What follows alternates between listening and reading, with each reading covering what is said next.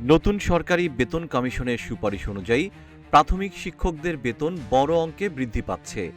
১৩তম গ্রেডের শিক্ষকদের বর্তমান বেতন ১১,০০০ টাকা থেকে বাড়িয়ে ২৪,০০০ টাকা করার প্রস্তাব করা হয়েছে।